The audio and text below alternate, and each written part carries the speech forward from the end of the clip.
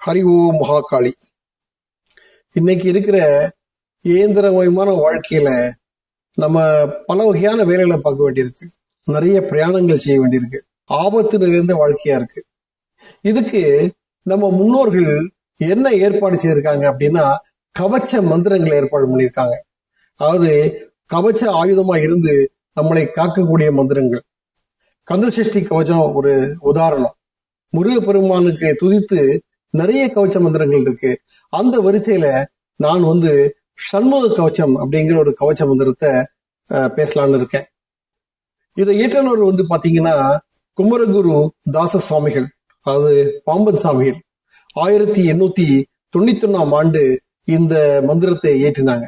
இந்த மந்திரத்துல 2 விசேஷம் இருக்குங்க. ஒண்ணு இது 30 அடிகள் கொண்டது. இந்த 30 அடியும் தமிழ் எழுத்து ஒன்றை கொண்டு ஆரம்பிக்கிறது. தமிழ் எழுத்துல 12 உயிரெழுத்து இருக்கு, 18 மெய்யெழுத்து இருக்கு. ஒவ்வொரு எழுத்துல வரிசையா ஆரம்பிக்கிற மாதிரி இந்த பாட்டு அமைச்சிருக்காங்க. 2வது, அருணகிரிநாதரை இந்த பாட்டுக்கு காக்கும் கடவுளாக சுவாமிகள் நியமிச்சிருக்காங்க. இந்த 2ம் இந்த பாட்டுடைய விசேஷம். பொதுவா இந்த பாட்டை தினமும் 6 முறை ஓதணும். குறைந்தது 2 பட்சம் ஓதுறது ரொம்ப நல்லது. காலையில 1 முறை, இரவு 1 முறை ஓதினா ரொம்ப நல்லது. இந்த பாட்டுக்கு முன்னாடி குமாரஸ்தவம் அப்படிங்கிற ஒரு மந்திரம் இருக்கு. அதை கூட ஓதுறது நல்லது. இன்னொரு பதிவுல அதை நாங்க பதிவிடுறோம். அதையும் ரொம்ப சின்னது, அதையும் கூட பதிவு பண்ணிட்டு அதுக்கப்புறம் இந்த சண்முக கவசம் ஓதுறது ரொம்ப நல்லது. சுவாமிகள் தன்னுடைய ஆயுள் காலத்துல 6666 பாட்டுகள் 6 தலைப்பின் கீழ் இயற்றி இருக்காங்க. சுவாமிகள் வாழ்க்கையில ஒரு சுவையான சம்பவம் இருக்கு. சுவாமிகள் அவர் ஒரு நண்பர் தான் அவரை பார்த்துக்கிட்டாரு, எல்லா தேவைகளையும் பூர்த்தி செய்து. ஏன்னா அது கிட்டத்தட்ட துறவி நிலையை மேற்கொண்டு இருந்தாங்க சுவாமிகள். அப்ப ஒரு அதிகாரபூர்வமா ஒரு துறவி நிலையை ஏற்றுக்கொள்வதற்காக பழனிக்கு போறதா இருந்தாரு சுவாமிகள். அப்ப நண்பர் கேட்டாரு, சுவாமிகளே நீங்க பழனி போறீங்க, முருகன் உத்தரவு வந்துதா அப்படின்னு கேட்டாரு. சுவாமிகளுக்கு என்ன அச்சம்னா, வரலன்னு சொன்னா நண்பர் போகக்கூடாதுன்னு சொல்லிட்டு வரும் அப்படிங்கிற பயத்துல, ஆமா எனக்கு முருகன்கிட்ட இருந்து உத்தரவு வந்தது அப்படின்னு சொல்லிட்டாங்க. உடனே முருகன் தோன்றி, நீ நான் கூப்பிடுற வரைக்கும் பழனிக்கு வரக்கூடாது அப்படின்னு சொல்லிட்டாரு. சுவாமிகள் ஆயுசு பரியந்தம் முருகன் அவரை பழனி மலைக்கு கூப்பிடவே இல்லை. முருகனுக்கு பொய் சொன்னா பிடிக்காது. இந்த பாட்டு 30 பாட்டுன்னு சொன்னேன் இல்லையா, 9 பாட்டுகள் உடலை குறித்து சாமிகள் அமைச்சு கொடுத்திருக்காங்க. அதுக்கு முன்னாடி இந்த பாட்டுகள் பாராயணம் பண்ணா என்னென்ன பலன் கிடைக்கும் அப்படின்னு பார்ப்போம். ஒண்ணு, உங்களுக்கு பகையவர்கள் இல்லாமல் போய்விடுவார்கள். இதுதான் பயன். 2வது, தீராத நோய்கள் தீரும். இது 2வது பயன். 3வது பாத்தீங்கன்னா, மனக்கவலைகள், மனத்தை அரித்துக் கொண்டிருக்கிற விஷயங்கள் இதெல்லாம் தீரும். உடல் பிணி, மனப்பிணி இதெல்லாம் போகும். அடுத்தது, வழக்குகள், தொந்தரவுகள், இந்த மாதிரி பிக்கல் பிடுங்கல்கள் இதெல்லாம் தீரும். 5வது, பில்லி சூன்யம், மந்திர தந்திரம், ஏவல்கள், பேய் பிசாசு இவையெல்லாம் அண்டாது. இதுதான் இந்த கவச்ச மந்திரத்தை தினமும் நீங்க பாராயணம் பண்ணி வந்தீர்கள்னா உங்களுக்கு அடையக்கூடிய பயன். கவச்சம்னா என்னது?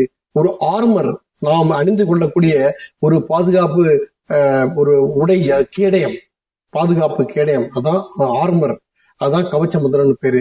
இதை நீங்க காலை 1 முறை சொன்னீங்கன்னா மாலை வரைக்கும் நிற்கும். மாலை 1 முறை இரவு தூங்குறதுக்கு முன்னாடி சொன்னீங்கன்னா இரவு முழுதும் உங்களை பாதுகாக்கும். ஒரு கேடயமாக இருந்து முருகப்பெருமான் உங்களுக்கு அருள் செய்வார். அப்புறம் இந்த முதல் 9 பாட்டு உடம்புக்கானது. முதல்ல சுவாமிகள் தலையில ஆரம்பிக்கிறாங்க, ஒவ்வொரு பகுதியா கவர் பண்றாங்க.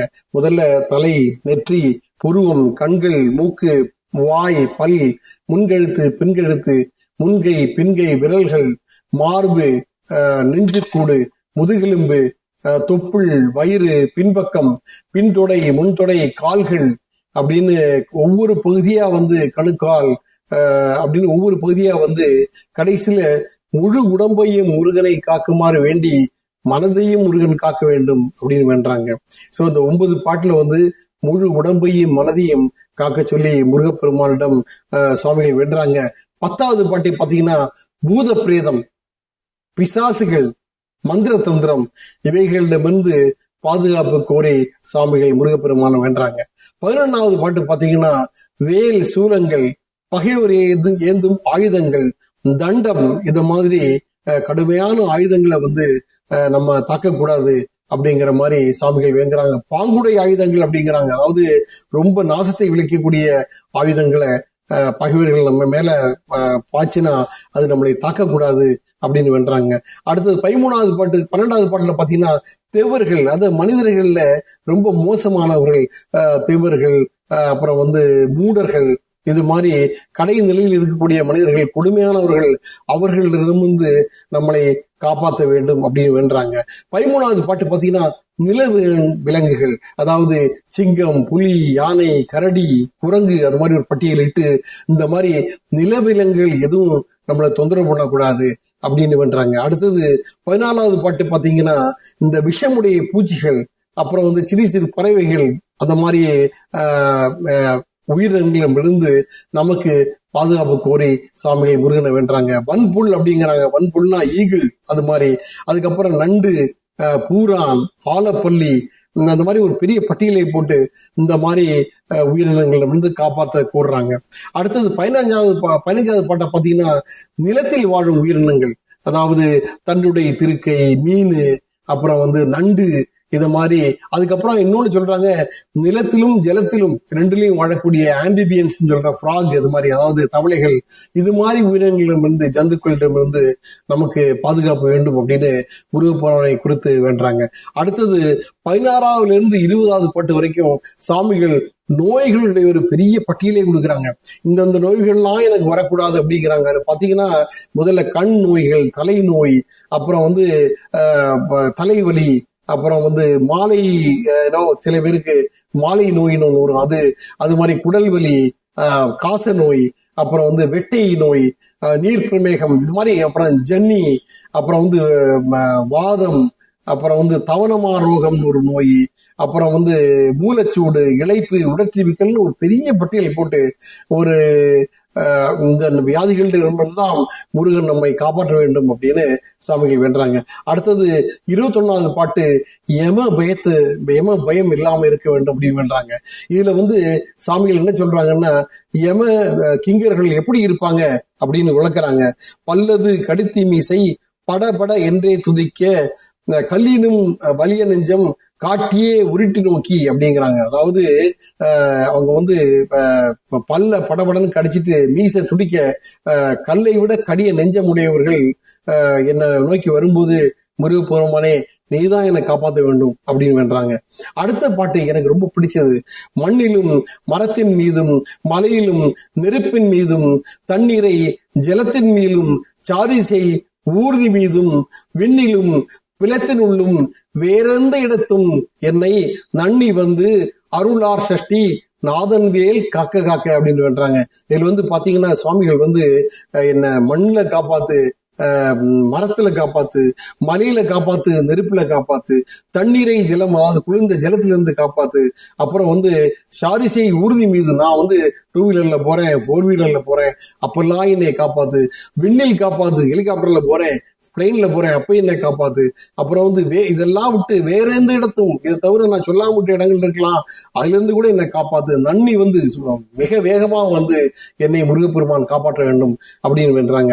அடுத்து 23வது பாட்டுல முன் பின் மேல் கீழ் இந்த 4 திசைகளிலிருந்தும் என்னை காப்பாற்ற வேண்டும் அப்படின்னு முருகப்பெருமான வென்றாங்க. 24வது பாட்டு கிழக்கு திசையிலிருந்தும் தெற்கு திசையிலிருந்தும் வரக்கூடிய ஆபத்துகளில் இருந்து நம்மை காப்பாற்ற வேண்டும் அப்படின்னு முருகனை துதிக்கிறாங்க. 25வது பாட்டு மேற்கு திசையை மாத்திரம், அந்த திசையிலிருந்து வரக்கூடிய ஆபத்துகளில் இருந்து காப்பாற்ற வேண்டுகிறாங்க.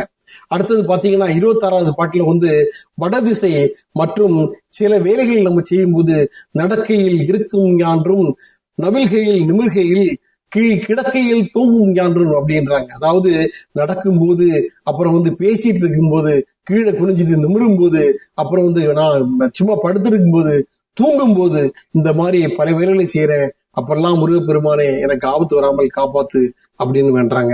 27வது பாட்டு ஊன் உண்போதும் மால் விளையாட்டின் போதும் பழஞ்சிறர் போற்றும் பாதம் பணிந்து நெஞ்சு அடக்கும் போதும் அப்படிங்கிறாங்க. அதாவது நான் சாப்பிடும் போதும் சரி, இல்ல நான் எக்ஸசைஸ் பண்ணி விளையாடிட்டு இருக்கும் போதும் சரி, இல்லைன்னா யோகா மாதிரி மூச்சை அடக்கி பணிந்து நெஞ்சு அடக்கும் போதும், அதாவது மூச்செல்லாம் அடக்கி பல விதமான பயிற்சிகள் பண்ணும்போது முருகப்பெருமானை என்னை காப்பாத்து அப்படின்னு வேண்டாங்க. 28வது பாட்டு ரொம்ப முக்கியம். இளமையில், வாலிபத்தில், ஏறிடு வயோதிகத்தில், இந்த 4 பருவத்திலையும் என்னை காப்பாத்து. இளமையிலும் சரி, வாலிபத்திலும் சரி, அப்புறம் நல்ல வயசுலயும் சரி, கடைசியில வயோதிகத்திலும் சரி என்னை காப்பாற்ற வேண்டும் அப்படின்னு வேண்டாங்க. அடுத்தது பாட்டுல பாத்தீங்கன்னா முன்காலை, பின்காலை, பிற்பகல், நடுப்பகல், இந்த நேரத்துல எல்லாம் முருகப்பெருமான் நம்மளை காப்பாற்ற வேண்டும் அப்படின்னு சொல்றாங்க. அடுத்தது 29வது பாட்டு பாத்தீங்கன்னா முன் இரவு, பின் இரவு, நடுநிசி, இந்த மாதிரி 3 காலங்கள்லையும் இரவுல வரக்கூடிய காலங்கள்ல முருகப்பெருமானை துதிச்சு என்னை காப்பாற்ற வேண்டும் அப்படின்னு வேண்டாங்க. கடைசி பாட்டு வருது. இனமன தொண்டரோடும் இணக்கிடும் செட்டி காக்க, தனிமையில் கூட்டம் தன்னில் சரவண போனார் காக்க அப்படின்றாங்க. நான் தனிமையில இருக்கும்போது சரி, கூட்டத்தில் இருக்கும்போது சரி, முருகப்பெருமானை நீ என்னை காப்பாற்ற வேண்டும் அப்படின்னு வேண்டாங்க.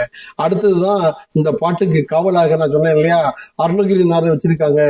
நனி அனுபூதி சொன்ன நாதர்கோன் காக்கையத்தை அப்படின்னு சொல்லி அருணகிரிநாதரே இந்த பாட்டுக்கு காக்கும் கடவுளாக இருக்க வேண்டும் வேண்டி கடைசி பாட்டுல கனிவோடு சொன்னதாசன் கடவுள்தான் காக்க வந்தே, அதாவது இந்த பாட்டை இயற்றிய குமரகுரு தாசனாகிய என்னையும் முருகப்பெருமானை நீ காப்பாற்ற வேண்டும் அப்படின்னு வேண்டாங்க. இந்த பாட்டுல எனக்கு பிடிச்சது என்னன்னா, எல்லாத்தையும் கவர் பண்ணியிருக்காங்க, ஒன்னையும் விடல. இன்னைக்கு உள்ள காலத்துக்கு ஏற்றபடி ஊர்தியில கூட காப்பாத்துறாங்க, விமானத்துல, கடல்ல, எங்க இல்ல மலையில, இந்த நிலத்துல, இந்த மாதிரி எல்லாத்தையும் கவர் பண்ணி, நோய்களை கவர் பண்ணி, பூச்சிகள், கடும் விலங்குகள், இந்த மாதிரி ஒன்னையும் விடல. முழு பாதுகாப்பு நமக்கு கிடைக்குது. அதனால இதை தினமும் நீங்க 2 முறை பாராயணம் பண்ணி வாருங்க. இத பண்ணும்போது ஒரு பக்தியோட பண்ணி வாருங்க. முருகப்பெருமான் நிச்சயமாக உங்களுக்கு அருள் புரிவார். இந்த பாதுகாப்பு கேடயம் உங்கள் வாழ்க்கைக்கு மிகப்பெரிய கேடயமாக இருக்கும். பின்பற்றுங்கள், நீங்கள் வளம் பெறுவீர்கள். ஹரி ஓம் மகா காளி.